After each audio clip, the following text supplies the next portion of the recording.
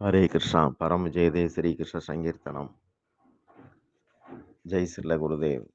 பகவத்கீதை 4ஆம் அத்தியாயம். கர்மத்திலேயே ஞானம் பற்றி பகவான் பேசுகிற அத்தியாயம்.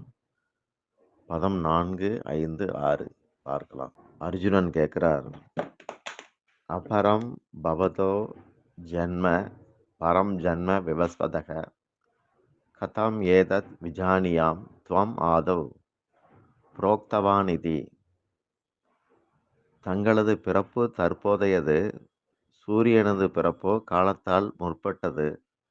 கல்ப ஆதியில் அவருக்கு நீங்கள் இந்த ஞானத்தை சொன்னதை எப்படி நான் அறிந்து கொள்வது? இது அர்ஜுனுடைய கேள்வி. அதாவது அர்ஜுனன் அறியும் ஆவல்ல இந்த கேள்வியை கேட்கிறார்.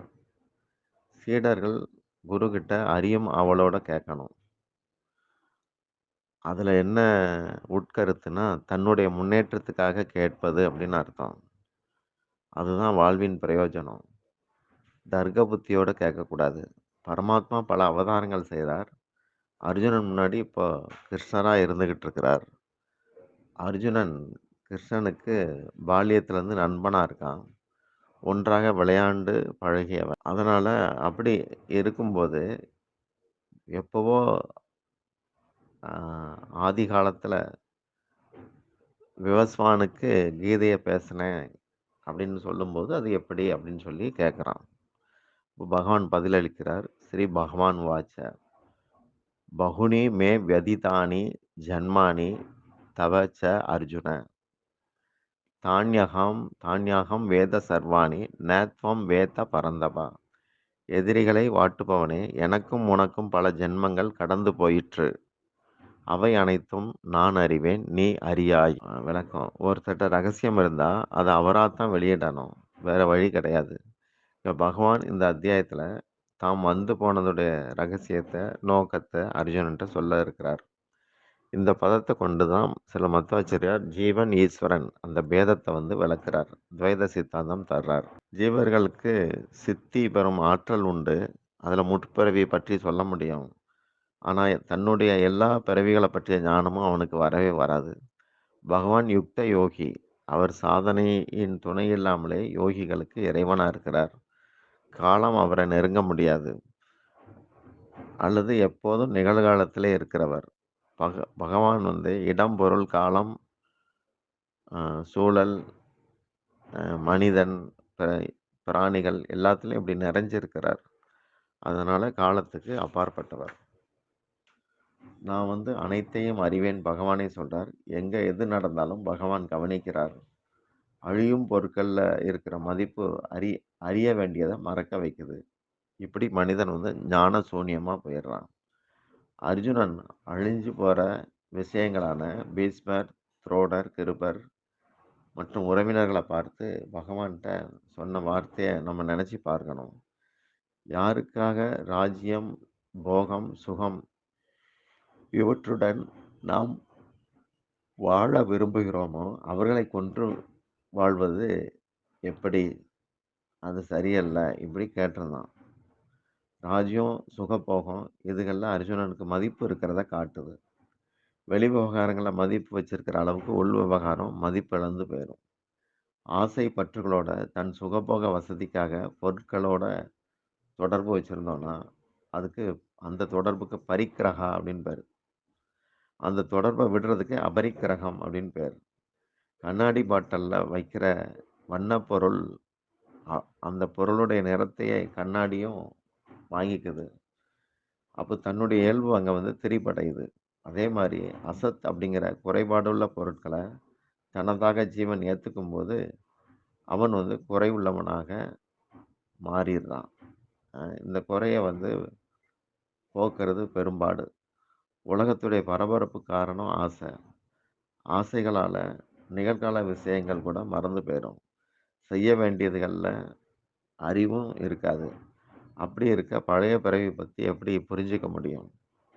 கடலில் உண்டாகிற அலைகள் மாதிரி பரமாத்மா பல பிறவிகளை எடுத்தபடி இருக்கிறார். அதுகளை எண்ண முடியாது. தனது சுதந்திரத்தால் அவர் வாரார். வரும்போது லோக விஷயங்களை அனுசரித்து வாரார். அதனால் நாமளும் அவரை எடை போடுறோம். மனுஷனுடைய வருகை கர்ம பந்தத்தால சுதந்திரம் இல்லாம நடக்கிறது. இது ஒரு நிர்பந்தம் மனித பிறவிங்கிறது. குறையோட மனுஷன் இருக்கிறதுனால, இறைவனையும் அதே குறையோட பார்த்து எடை போடுறான். ஜீவர்கள் வந்து சாக்கடையால செய்யப்பட்டவங்க. தெருக்கள்ல சாக்கடைய வந்து கண்ணுக்கு தெரியாத மாரி மூடி, மூடி வச்சிருப்பாங்க. அப்படிதான் அத அனுப்புவாங்க. மனுஷன் உண்மையிலேயே அழகா இருந்தா, உடம்ப கடவுள் வந்து கண்ணாடி மாதிரி கொடுத்திருப்பார். கபம், பித்தம், வாயு இதுதான் மனுஷ உடம்பு. எம்பிஏ அப்படின்னு சொல்லுவாங்க. எம்பிஏன்னா மியூக்கஸ், பைல் அண்ட் ஏர். கபம், வாயு, பித்தம். பகவானுடைய திருமேனி இப்படி இதுலலாம் செய்யல. அது சுயப்பிரகாசம். அ அந்த அது தேகம் வந்து ஞானப் பேரொளி அப்படின்னு சொல்லலாம். ஒளியால் ஆன உடல். அந்த பேரொளியோட சம்பந்தம் கொள்ளும்போது, எதுவும் அதே தன்மைய பெறும். இது 4, 5 வரைக்கும். 4, 6 அஜக அபி சன் அவ்யய் ஆத்மா பூதானம் ஈஸ்வரா அபி சன் பிரகிருதிம் ஸ்வாம் அதிஷ்டாய சம்பவாமி ஆத்ம மாயையா.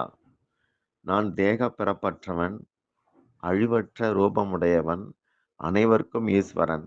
என்றாலும் எனது பிரகிருதியை வசப்படுத்தியபடி எனது யோக மாயையினால் வெளிப்படுகிறேன்.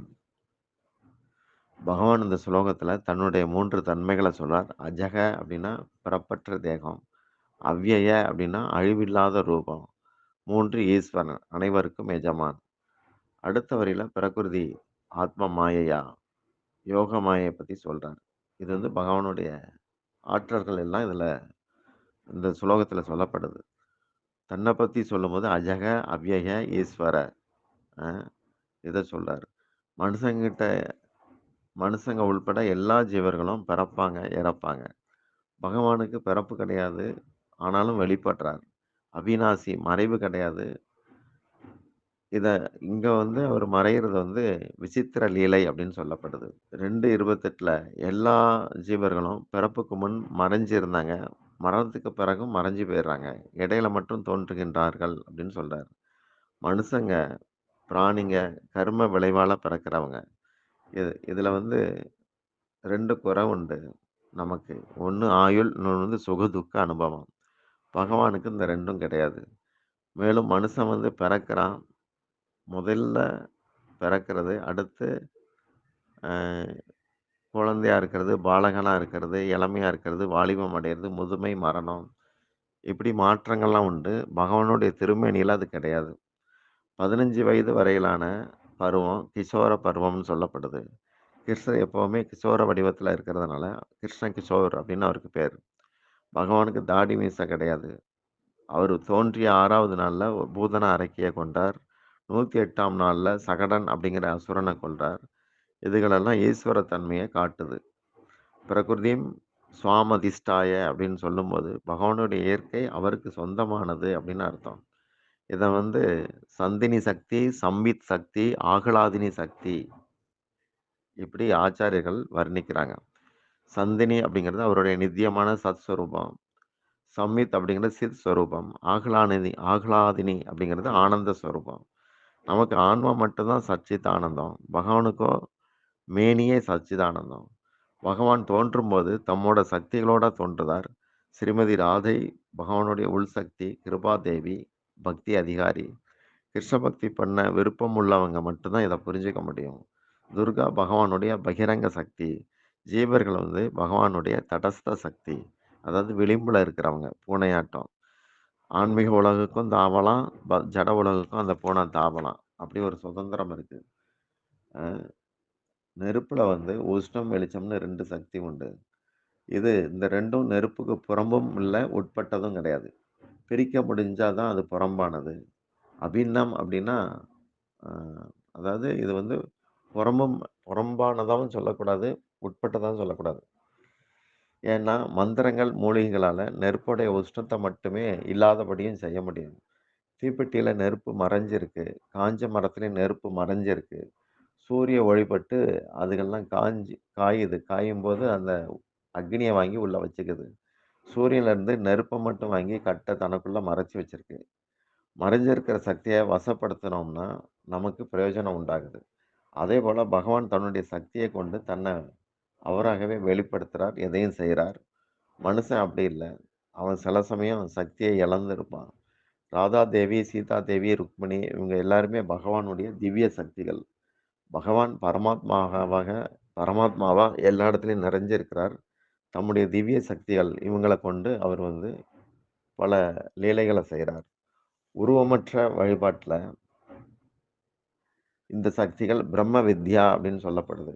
உபாசனையில பக்தின்னு சொல்லப்படுது. பக்தியில பொதிஞ்சு இருக்கிற ஆனந்த ஆற்றல் பகவானுடைய ரூபத்த தியானிக்க நம்மள வந்து ஈர்க்குது, தியானம் செய்யும்படி. பிரிவு சேர்க்கை, அதாவது விப்ரலம்ப சம்போகா. இது இப்படி 2 இருக்கு. பகவானுடைய பக்தி ரூபத்துல இந்த 2 வடிவங்கள் உண்டு.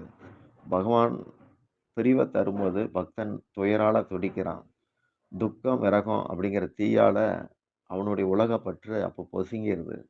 பக்தர்களுக்கு விரகம் பகவானுடைய அருள். இந்த விரக வடிவிலான துயர் பிரம்ம வித்யை விட உயர்ந்தது. களங்கமற்ற பக்தியால, பக்தன் மீதான விருப்பத்தால பகவான் வந்து இதுவரைக்கும் தோன்றி இருக்கிறார். விவேகம், விசாரம் இப்படிங்கிற சாதனங்களை விட வியாசர் சொன்ன விஷயங்களை கேட்டு அவரை அடைகிறது எளிது. சம்பவாமி ஆத்ம மாயையா அப்படின்னா தம்முடைய யோக மாயைய பத்தி சொல்றாரு. இறைவனை மறைக்கிற 2 விஷயங்கள் அறியாமை, யோக மாயை. மனுஷங்கள்ல அறியாமையும், இறைவன்ல யோக மாயையும் இருக்குது. மூடர்கள் பகவானை அறிய மாட்டாங்க. இது அறியாமை. கண்ணனை நேர்ல பார்த்த துரியோதனன், துச்சாதனன் இவங்கெல்லாம் பகவானை ஏத்துக்கல. இது அறியாமை. துச்சாதனன் கௌரவ சபையில திரௌபதியை அவமானம் பண்ண சேலையை பிடிச்சு இழுக்கும்போது பகவான் தன்னுடைய யோக மாயையினால புடவையை வந்து வளரச் செய்றார். இது வந்து யோக மாயை. ஒரு பெண்ணின் சேலை வந்து பிடுங்க முற்படும்போது பகவானுடைய பிரபாவம், அந்த யோக மாயை அங்க வெளிப்பட்டது. இப்படி ஆத்ம மாயையா அப்படிங்கும்போது இந்த 2யும் நாம நினைச்சு பார்க்கணும். ஹரே கிருஷ்ணா.